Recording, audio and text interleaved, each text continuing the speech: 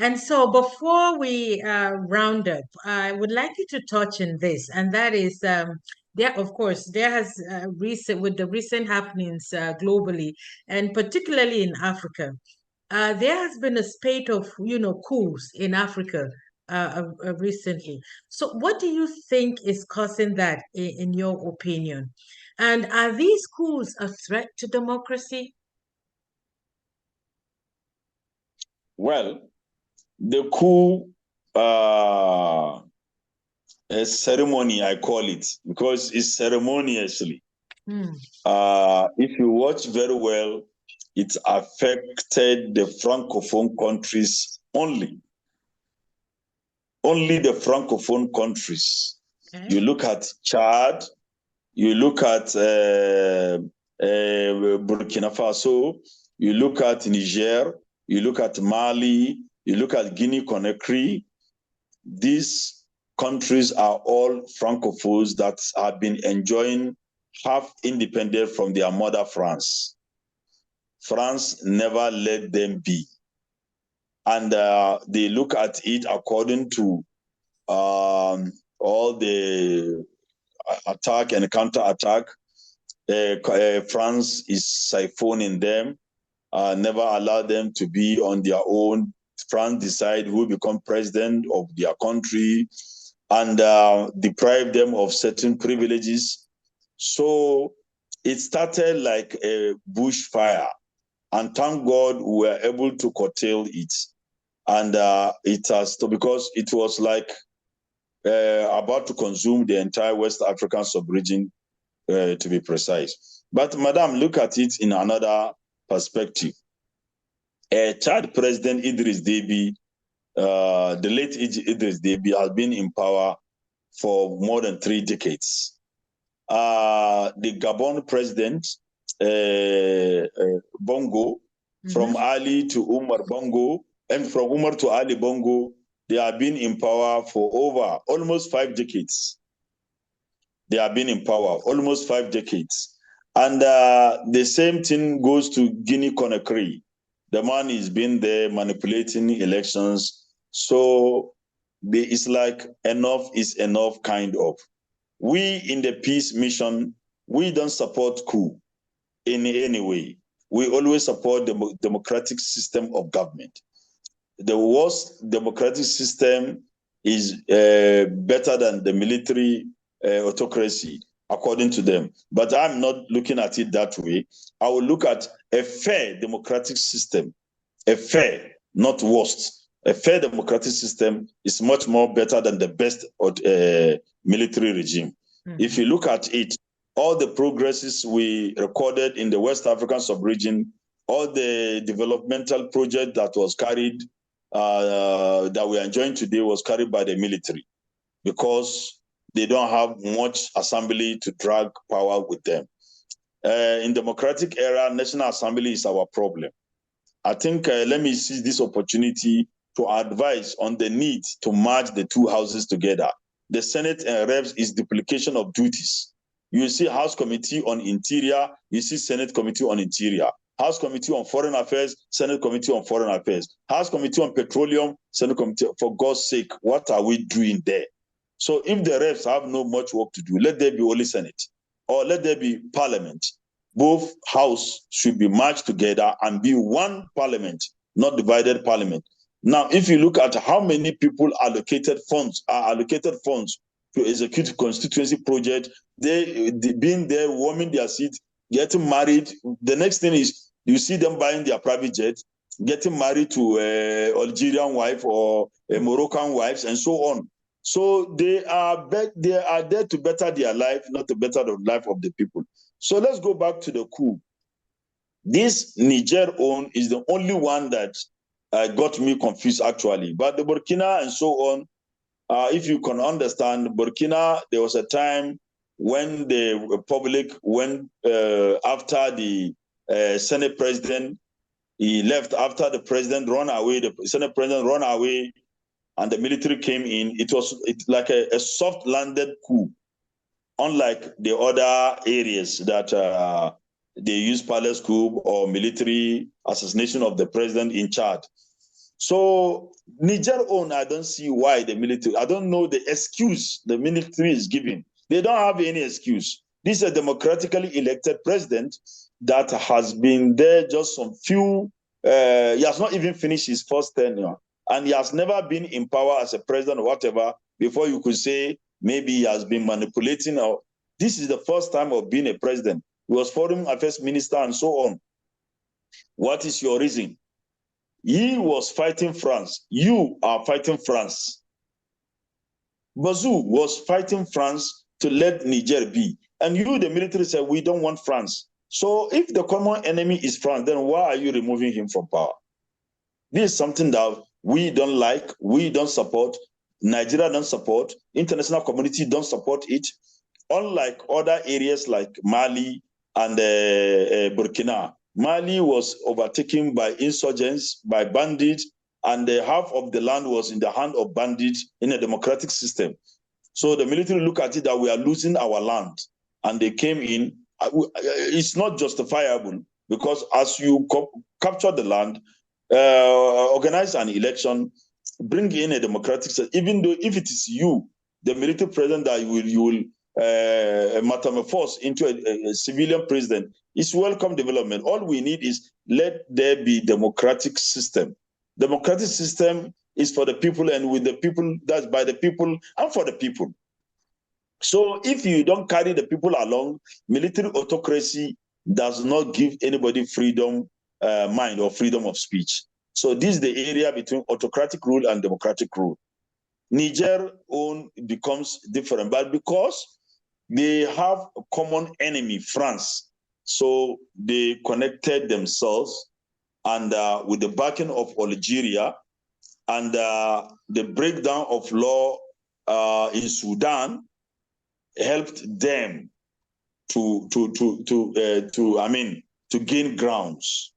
So it takes wisdom to fight because, madam, if you look at the terrain, Sudan is the end of Africa in the other northeastern side of Africa. Guinea-Conakry is the extreme of the Western Africa. So a chain has already been connected. Mm-hmm. Sudan has a barrier, Chad has it with Niger has it with Mali has it with Guinea. Then Burkina has it with Mali and Niger. So it's now one land freely, and they are all military rulers from Sudan to Guinea. To Guinea, that's right. So it takes wisdom to fight them because they believe when you fight Niger, the next one is Mali, the next one is Burkina. So the military have decided to come together to support one of theirs, so that it will not extend to them. That is why I like the wisdom the ECOWAS sub-region decided to have a rethink of tackling this issue. Now they are trying to use diplomacy in tackling the issue. There are sanctions going on and it's affecting the people of Niger badly.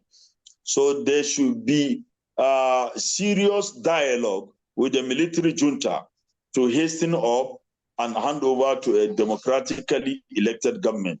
They were looking for 3 years. The ECOWAS insisted on few months, let them conduct election and let there be a democratic president. So to me, the way I understand the higgledy-piggledy or the issue of the coup and the counter coup is because of France, because of that France. And each and every one of them, the moment the military takes over, the France asset is the first to be attacked. So this shows that enough is enough. And I'm calling on the French government to also allow the other African countries that are under their sub-colonization to let them be, so that they will be an fully independent continent of Africa. Africa have come of age. We have the resources the whole world needs. What we need is patriotism and unity. We are not patriots. Somebody will say, I just left Austria, I just left UK, everything is moving fine, nothing is moving in Nigeria, nothing is moving in Africa. Nothing will move in Nigeria, nothing will move in Africa, because you and I, common task, you don't want to pay. Most of these European countries don't have oil. They survive through tax. They eat and give you the excess of what they consume as aid, technical aid, US aid, UK aid, Turkish aid, then Netherlands aid, German aid. And this money, they get those aids through the taxes they are collecting from their patriotic citizens to give the unpatriotic people. Guess what? When this aid comes to us, we don't use it to execute project. We again pocket it among ourselves. Shame unto us. So this is the area that we need to be serious about. Patriotism, madam. Let's love our country. Let's love our continent, and let there be unity. Without unity, no peace. Without peace, no unity. So you see, it interconnects. So two things we need in Africa or in Nigeria, nothing more than that. Be patriot, love your country. Then unite, let there be peace among peaceful coexistence. We will excel. The whole world will look for Africa for economic survival if we stand as brothers, family. This is all I have to say, madam. Thank you, Your Excellency. Certainly so. Um, your employment, even prior and now, we all know as the current chair, International Peace and Governance Council. Like you had mentioned, and I quite agree, it's a really tough, job. And I'm sure, with your wealth of experience and with all what you're laying out, you're going to be on top of the affairs and, directing uh, the council in the right direction in ensuring peace in Nigeria and by extension globally. How does Ambassador Dr. Coomassie rest? How do you relax? That's the problem. As I'm talking to you now, after this meeting, I have a meeting in the office. They are even waiting for me. Yes. We are to hold a meeting between 10 to 11 this night. My own is that even though whenever I'm sleeping, my computer is by my side, my phone is by my side, I communicate anytime on Facebook. The area I don't normally like, I like the handlers to go is Twitter. It's a dating market. I don't like to be frustrated there. So we have handlers handling it, but I go Facebook on my own to propagate and advocate. So rest, it should be part of your work. You work, you rest, you rest, you work. So there is nothing like this day I decide to rest on so it doesn't work. I work even on Sundays. Okay. And as I'm talking to you now, if a signal comes for me to travel to US this night and the ticket is sent to me and there is availability of flight, madam, I jet out. I'm always ready. My bag is always ready.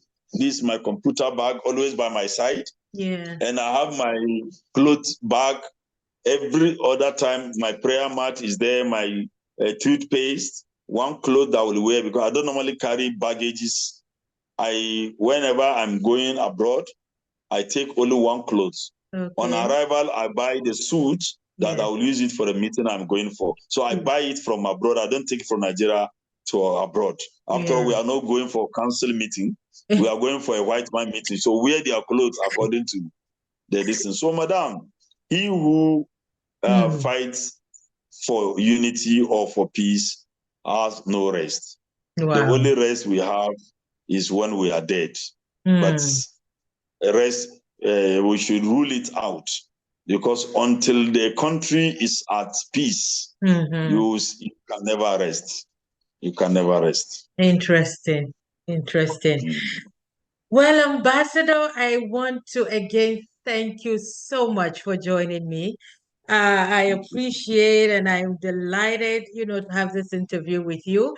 And I hope, as when you get more settled in your role and, accomplishing all this important goals that you need to, it's a need, that it's a need because there just have to be peace. Just like you say, without peace, everything becomes chaotic. So as you go along this journey, I hope you can come back again and we can get some good news with regards to the state of the country, our country, and hopefully things, will improve by then. So thank you so much, sir. Thank you so much. Thank you.